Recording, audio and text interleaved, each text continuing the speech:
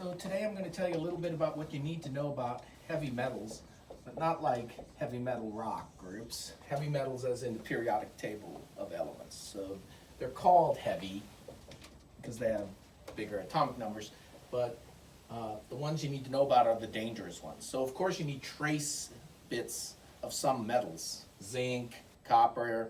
These are essential minerals that you have to eat to have body function that's normal. But some are just straight up toxic, and you should never have them.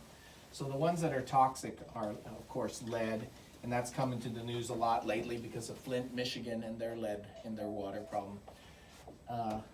Arsenic, also a very bad one. Mercury.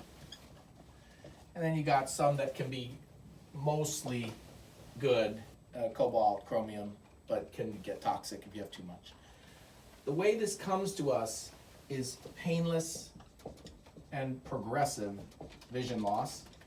That's bilateral, simultaneous or rapidly sequential, and central. So it's going to be a central scotoma or a secocentral scotoma. And so they're going to have this 2200 vision and this black spot in the center of their vision.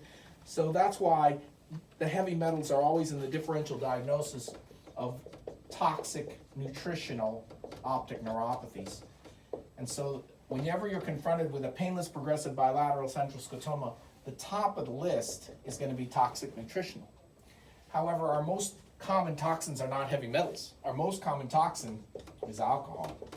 And that leads directly to the deficiency in the nutrients. And the ones we're going to be worried about, B12, B9, we're going to test them for the other ones too.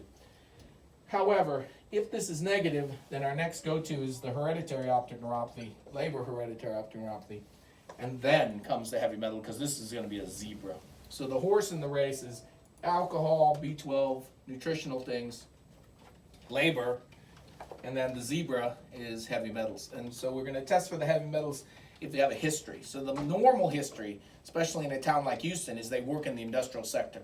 So that's smelting, where you're dealing with these metals. In the old days, hatters used to go mad, the Mad Hatter, because they're touching the mercury.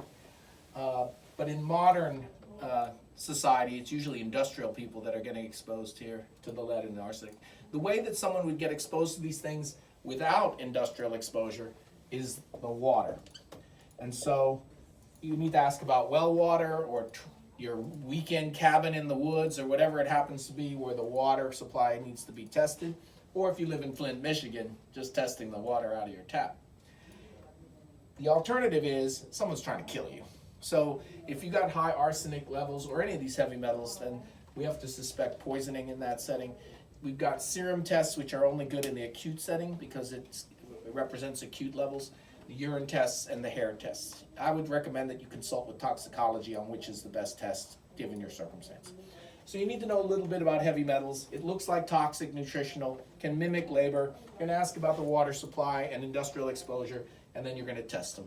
Consult with your toxicologist, hair, urine, serum, and then the treatment is stop doing that. In the acute setting, you might be able to chelate it, but usually we are seeing the chronic people. So again, consult with toxicology.